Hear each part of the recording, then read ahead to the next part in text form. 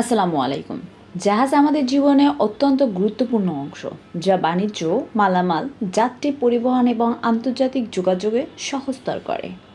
এটি সমুদ্রপথে অর্থনৈতিক কার্যক্রম এবং উদ্ধার কাজ এবং সামরিক নিরাপত্তায় গুরুত্বপূর্ণ ভূমিকা রাখে।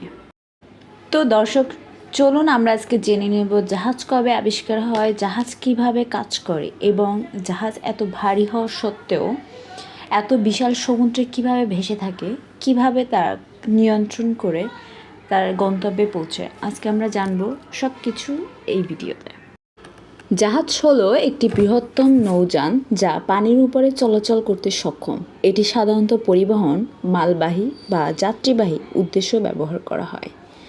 জাহাজ বিভিন্ন ধরনের হতে পারে, যেমন প্যাসেঞ্জার শিপ, কার্গো শিপ, যুদ্ধে ব্যবহৃত যুদ্ধ জাহাজ ইত্যাদি। জাহাজ সাধারণত ধাতু, কাঠ অথবা অন্যান্য শক্তিশালী উপকরণ দিয়ে তৈরি করা হয় এবং এটি পানির উপরে ভেসে ও চলতে পারে। এখন আমরা জানব জাহাজ কীভাবে পানির উপরে ভেসে থাকে।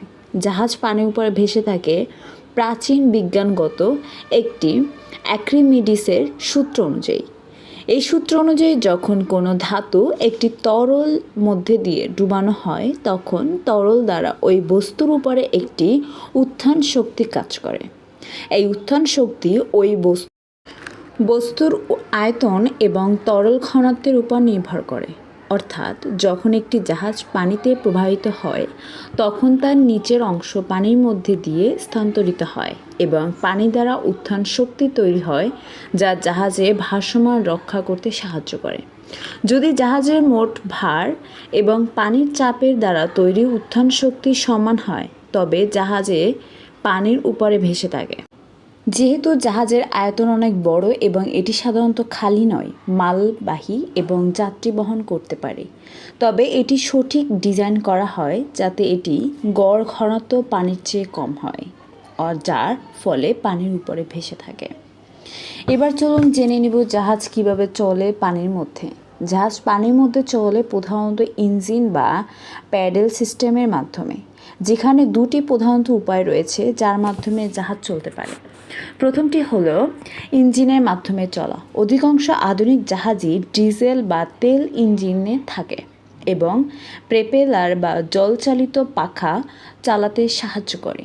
এই প্রপেলার বা পাখা পানির মধ্যে ঘুরতে থাকে, যার ফলে পানি পেছনে ঠেলে দেয় এবং জাহাজ সামনে এগিয়ে নিয়ে যায়। ইঞ্জিনের শক্তি বা প্রপেলার এবং জাহাজের ডিজাইন পানির মধ্যে দিয়ে জাহাজের গতি নির্ভর করে। এবার আমরা জানব দ্বিতীয়টি, প্যাডেল সিস্টেম।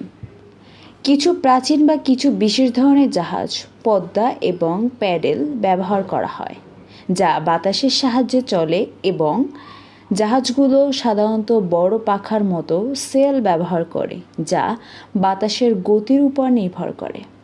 সেলগুলো বাতাসের শক্তি ব্যবহার করে জাহাজকে সামনে নিয়ে যায়। এই দুটি পদ্ধতি সাধারণত জাহাজে চলাচলে নিশ্চিত করে, তবে কিছু বিশেষ নৌযান যেমন বিশেষ ধরনের সাবমেরিন বা নৌকা ইঞ্জিনের পাশাপাশি পানির নিচেও চলতে সক্ষম। পৃথিবীতে বিভিন্ন উদ্দেশ্যে ব্যবহৃত নানান ধরনের জাহাজ রয়েছে, তবে কিছু জাহাজ রয়েছে প্রধান। চলুন জেনে নেওয়া যায় সেই জাহাজ সম্পর্কে। প্রথমেই রয়েছে কার্গো শিপ। এই ধরনের শিপ জাহাজে মাল পরিবহনের জন্য ব্যবহৃত হয়। এগুলো সাধারণত বাণিজ্য, তেল, মালামাল যেমন খনিজ তেল, খাদ্য সামগ্রী ইত্যাদি বহন করে। প্যাসেঞ্জার শিপ, এই জাহাজগুলো যাত্রী পরিবহনের জন্য ব্যবহৃত হয়। ট্যাঙ্কার শিপ, এই ধরনের শিপগুলো তরল পদার্থ যেমন তেল, গ্যাস, রাসায়নিক পদার্থ ইত্যাদি পরিবহনের জন্য ব্যবহৃত হয়। কন্টেইনার শিপ, কন্টেইনার শিপগুলো কন্টেইনার ব্যবহারের জন্য ডিজাইন করা হয়, যা একটি নির্দিষ্ট আকার বক্সে পণ্য সরবরাহ করে। রোরো শিপ, এটি এক ধরনের জাহাজ যা রোলিং পরিবহনে ব্যবহৃত ব্যবস্থায় ব্যবহার করা হয়। এতে গাড়ি, ট্রাক সহ অন্যান্য যানবাহনও বোঝাই করা যায়। যুদ্ধজাহাজ, এই ধরনের জাহাজ নৌবাহিনীর জন্য ব্যবহৃত হয় এবং সুরক্ষা, যুদ্ধ এবং অন্যান্য সামরিক উদ্দেশ্য ডিজাইন করা হয়। সাবমেরিন, এই ধরনের জাহাজ পানির নিচে চলতে সক্ষম। এটি মূলত সামরিক উদ্দেশ্যে ব্যবহৃত হয়। ক্রুজ শিপ, এটি একটি বিলাসবহুল যাত্রীবাহী শিপ যা দীর্ঘ সময় সফর বা অবকাশ যাত্রীর জন্য ব্যবহৃত হয়। ফেরি ফেরি জাহাজটি ছোট এবং মাঝারি আকারের গাড়ি এবং যাত্রী মাল পরিবহনের জন্য ব্যবহৃত হয়ে থাকে। আমাদের জীবনে জাহাজের ভূমিকা বা গুরুত্ব অপরিসীম। তার মধ্যে কিছু উদাহরণ দেওয়া যায়। বাণিজ্যিক পরিবহনে যাত্রী পরিবহন, অর্থনৈতিক বৃদ্ধি, শক্তি এবং কাঁচামাল সরবরাহ, বিশেষ পরিস্থিতিতে উদ্ধার কাজ, সামরিক এবং নিরাপত্তা কার্যক্রম, গবেষণা এবং পরিবেশ রক্ষা, সামরিক ইত্যাদি বিভিন্ন বিষয়ে জাহাজ আমাদের জীবনে অপরিহার্য ভূমিকা রেখেছে।